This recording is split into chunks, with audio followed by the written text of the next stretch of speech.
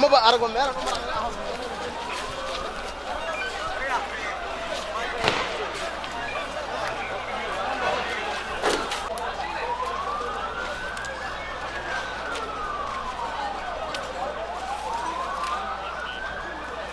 أباي وأنا نمط غباء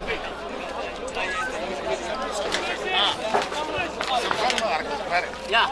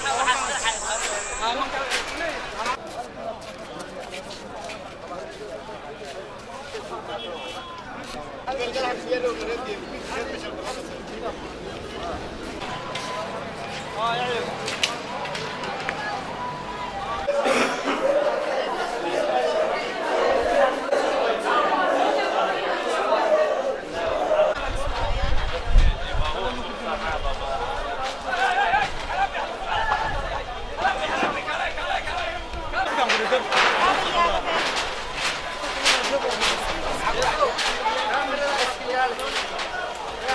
ها وكصافير يا عبد الله عبدي أيا اللي يراها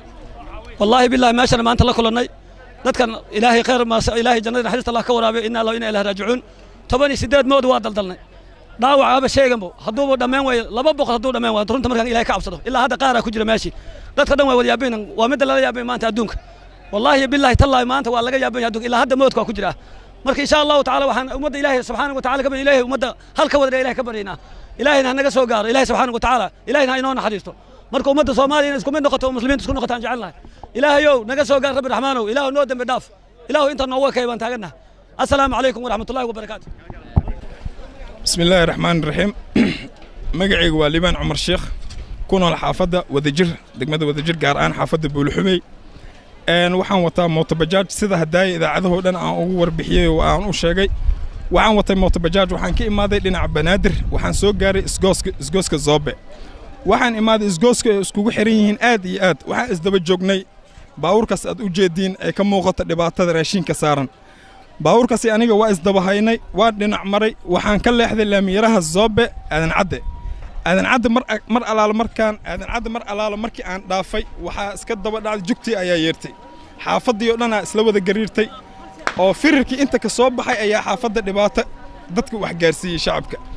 waa soo orday mootadii aan soo baakintay waa soo orday waxaan imaaday meeshii dhibka ka dhacay ee Zoobe waxaan la kulmay dhibaato aad iyo aad u xoog badan dareenkeena aan koobi karmaan shucuurteeda aad iyo aad ay u kacsan tahay marka dhaawac aan arkay iyo dhimashada wallahi billahi dhaawac horta waxa ku horay caloosha nin calooshiisa banaanka ay taalo nin maxay ahayd madaxa goofanaha u faqsan yahay nin halahaas ganfuurka iskugu dhacsan yihiin ay dhaawac ahayn midba midka kale uu ka sii darnaay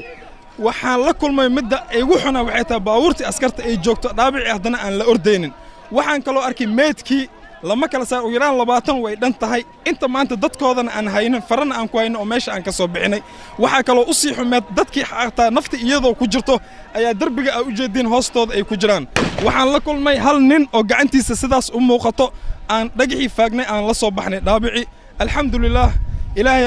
way noo qornay dhibaatada maanta inay dhacdo intaas guryahooda nabad ugu soo baxday oo maantana qaarkooda dhaabacooda ama meedkooda loo geeyay inay dhacdo way qorneed alxamdulillah rabbil caalamiin ilaahay dhibkan Allah naga bixiyo ilaahay hanaga qabto musiibadan socoto musiibada socoto